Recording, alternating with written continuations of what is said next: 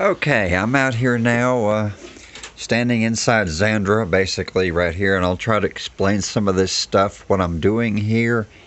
It looks like a mess right now, but everything has to be bundled, and the wires have to be finished up, and everything has to be tied down in place, and things like that. Um, but it's when I break it down, it's pretty straightforward. What I've got here is these are some of the animatronic controls. This is part of the setup that controls his head. This right here is a speed control for how fast the helmet turns left and right. These are some of the relays coming off of the receiver. The receiver for the servos is actually back here. These are called servo switches. I can't use direct servo control on some of this because I have DC motors, and they have to be controlled with traditional motor controls because the servos aren't strong enough to turn and tilt his helmet, the actual entire helmet and head together. So that these basically convert the signals coming out of the receiver into relay signals, which are going over here to these relays here. There's 4 of these. I don't have 2 of them right now because I had to order some more relays. There's 4 of these. 2 of these turn his helmet back and forth, and 2 of these tilt the helmet up and down, when his helmet moves around. And this right here is some of the relay logic I was talking about that lets me gets me more channels out of the radio. Basically what happens is on my radio I have a 6-channel radio, and one of my channels is a 2-position switch. So by flipping that switch to channel the first position, what it does is, let me explain this. Normally his helmet, when it turns left and right, his head inside the helmet follows that helmet. Like if the helmet turns left, his head turns left and looks while the helmet's turning. Or if the helmet turns right, his head looks right and follows the helmet. By flipping that switch in the first position, that keeps the helmet from turning or tilting, but it lets the head independently rotate to look around inside the helmet, and that saves me an extra channel right there.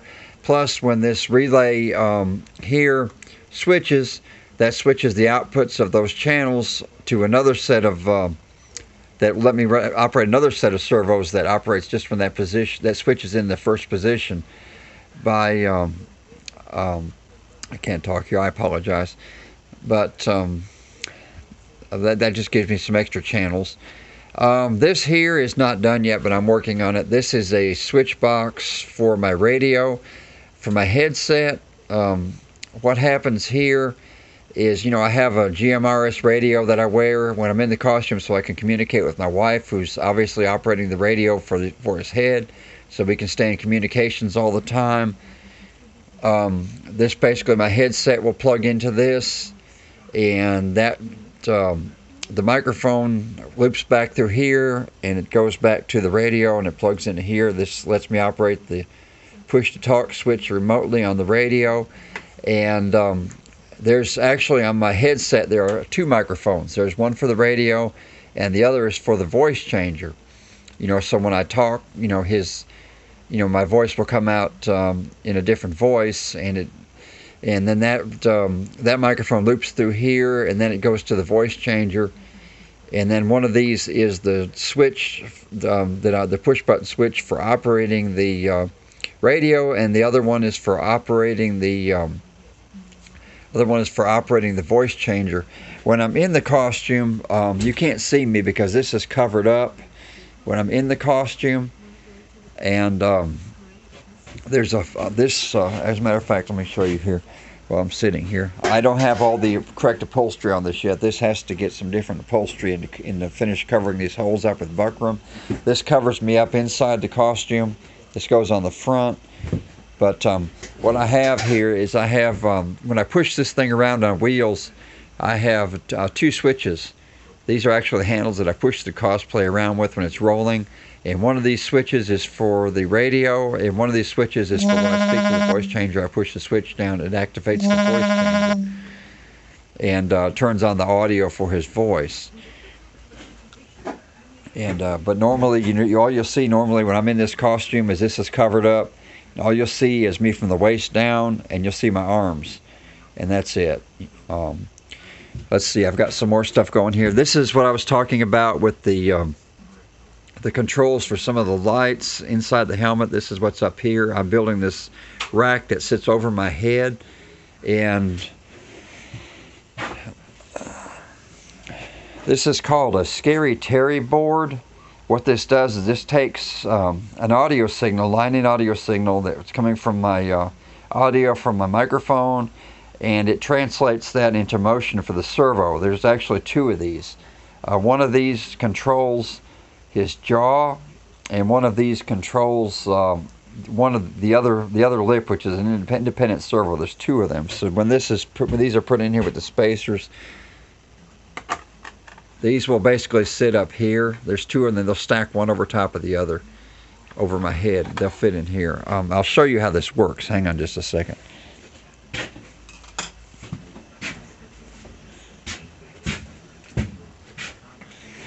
Basically, when his jaw, I don't have his upper teeth in right now. He's missing part of his palate. Basically, when his jaw moves, the one of the lips is synced to the jaw. You'll see right here. There's an assembly right here that moves the jaw, and then on the side of that jaw is another bell crank, and that moves the other lip. The opposite lip is controlled by independent servo. This comes right here. This is what controls the opposite lip. So these will be controlled by those Scary Terry boards. So when I talk, his mouth will open and close, etc. when he's talking. I don't have all the servos in him right now. He's just sitting here on his stand. And ignore all this mess right here, because this controls a bunch of stuff on the other side in this piece right here, and I had a broken wire inside of here, and I had to unravel all this wiring and find the broken wire and so on. This controls the rockets on the other side of the cosplay on the back side, and some other stuff. But I've got to fix this wire, and then I've got to rebundle all this mess back up. So hopefully that answered a few questions. This is normally visible from the top. This is one of the gears that moves when his helmet moves. You don't see this on this side. You normally see it up here. You'll only see the upper part of this gear when it's moving. These gears here also turn with the helmet. These are independent.